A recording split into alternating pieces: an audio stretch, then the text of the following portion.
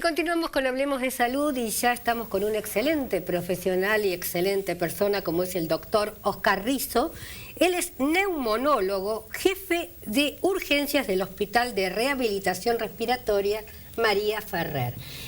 El tema lo pidieron ustedes porque en el programa anterior estuvo el doctor Sosiuk hablando de alergias y las mamás preguntaban, ¿las alergias pueden terminar en un asma? ¿Qué tal? ¿Cómo estás? ¿Cómo estás, María? Muy bien, un gusto tenerte. Bien, muy bien. Sí, en realidad, digamos, están imbricadas. Es decir, muchos de los pacientes asmáticos son alérgicos, digamos, y algunos o muchos de los alérgicos pueden ser asmáticos. Es decir, es bastante frecuente, sobre todo en chicos, que ambas cosas coexistan y que uno encuentre una persona alérgica y asmática. Es muy común que el asmático diga que tiene rinitis, digamos, y que el rinítico eventualmente en algunas circunstancias haga asma. Esta es una enfermedad que requiere por lo menos de tres condiciones. Primero, digamos, haber heredado la condición de alergia. Segundo, digamos, tener una predisposición específica para el asma. Y en tercer lugar, un desencadenante. Esto quiere decir que una mamá asmática o un papá no tienen, o sea, tienen 3 hijos, no los 3 hijos van a salir con esta patología. Exactamente. Es probable que alguno sea alérgico, otro no sea nada, y un tercero sea alérgico y asmático, o que predomine porque el asma. Existe mucha culpabilidad de los padres, muchas veces decir, lo heredó de mí. Sí, bueno, lo heredó, digamos, como uno hereda muchas cosas, el color de los ojos, el color de la piel, muchas cosas uno puede heredar y hereda condiciones, inclusive enfermedades, hay enfermedades, digamos, que son genéticas que se heredan de los padres, pero potencialmente no todos los que tienen la condición de heredarla van a ser asmáticos. Va a depender un poco de cuál es el desencadenante. Es decir, uno puede tener una condición asmática, pero por ejemplo vivir en un lugar donde no haya plátanos y uno ser alérgico a los plátanos. Si vive en un lugar donde no hay plátanos, tiene la condición pero nunca se manifiesta. En cambio, aquel que vive en un lugar donde hay plátanos, puntualmente que sea, digamos, alérgico y que responda a los plátanos, va a tener asma. Así que a veces antes, sobre todo hace unos años atrás, una de las condiciones era, bueno, muden ese chico y llévenlo a Córdoba, por ejemplo. Córdoba era la panacea. Claro, eso ¿En Córdoba servía... no hay asmáticos? Sí, hay asmáticos, claro que hay, sí, los hay, pero de repente hay algunos que eran alérgicos a esas cosas que estaban en Buenos Aires y no en Córdoba, pero otros tenían la mala suerte que en Córdoba también tenían la condición asmática. ¿Y puede ser que también tenga una base psicosomática? El hecho de que, bueno, lo llevo a Córdoba y se va a curar. Sí, el tema de que es una enfermedad psicosomática siempre es muy discutido. No cualquiera, diríamos, puede tener asma, aunque haga, diríamos, una condición emocional o haya una situación emocional desencadenante. Pero si alguien tiene la predisposición y existe una condición emocional, digamos, puede generar una emoción, un examen en una facultad.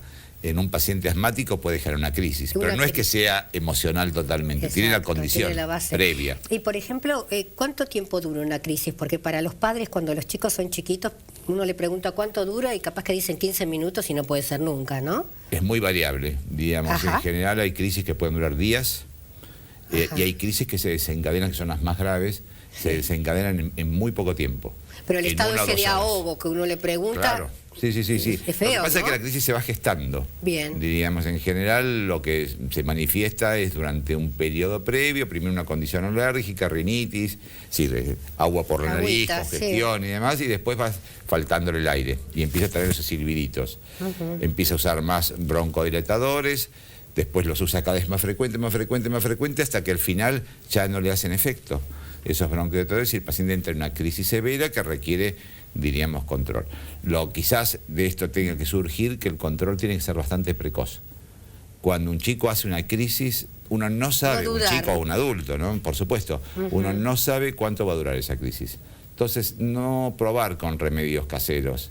Digamos, si por ejemplo no responde al salbutamol, que son los aerosoles comunes, que no son, digamos, dañinos para el corazón, pero que, diríamos, su uso excesivo está indicando que la enfermedad no está controlada.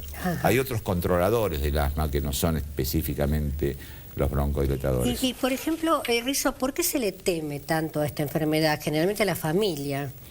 En general es una enfermedad que genera mucha angustia, sobre todo si hay chicos, digamos, los padres cuando ven a un chico que le cuesta respirar, genera una angustia tremenda, digamos, y piensan que se pueden morir de una crisis. Es raro que alguien se muera en una crisis asmática, tampoco es imposible, digamos, pero lo que yo diría es que cuando un chico tiene una crisis de asma, tiene que consultar rápidamente al médico.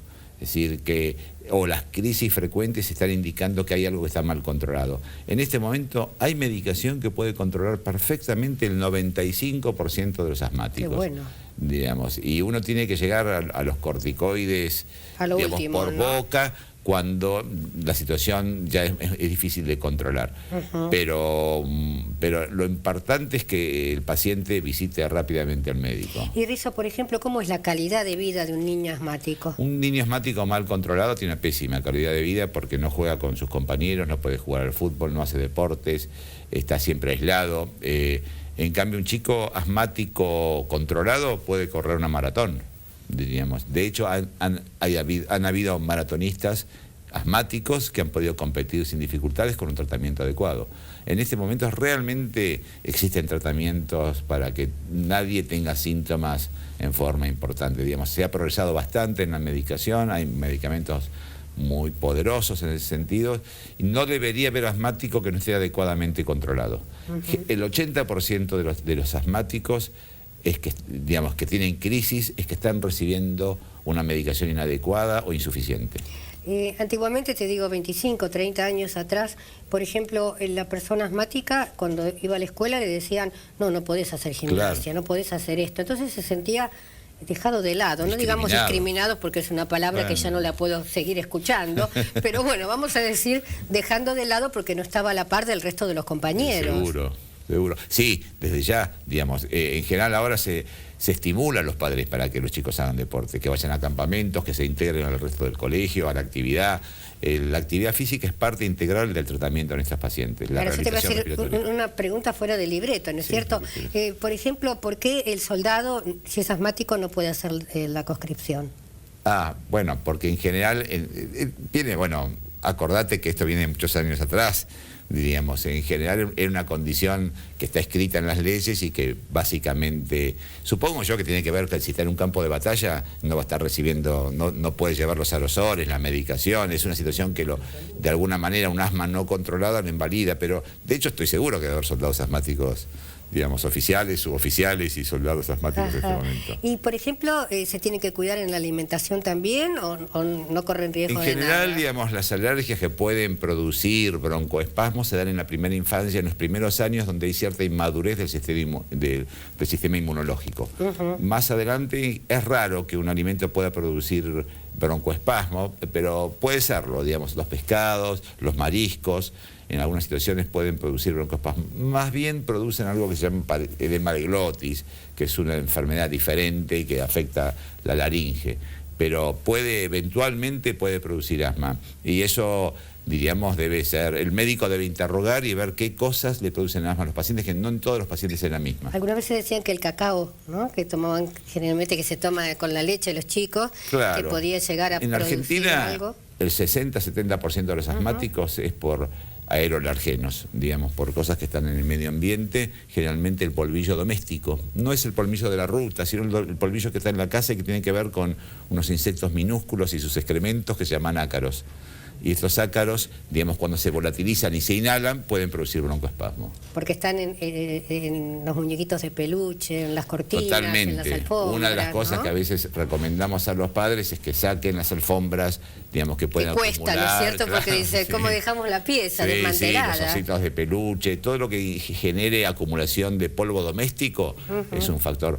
Digamos, y la otra cosa rápidamente, sé que el tiempo es oro, es el tema, digamos, que en las vacaciones de verano, que ya no falta tanto, y es que cuando uno entra a una casa que estuvo mucho tiempo cerrada, ese polvillo que se acumuló puede producir una crisis de alergia y puede producir una crisis de broncoespasmo. Ventilar la casa hacia el final del programa, precisamente que puntualices, ¿no es cierto?, 3 o 4 cosas que tenemos que tener, exactamente, tener en cuenta para, bueno, si hay un chico asmático en la casa o un adolescente o una persona adulta, ¿te parece? Dale, me parece perfecto. Gracias. De nada. Hacemos un corte, por favor.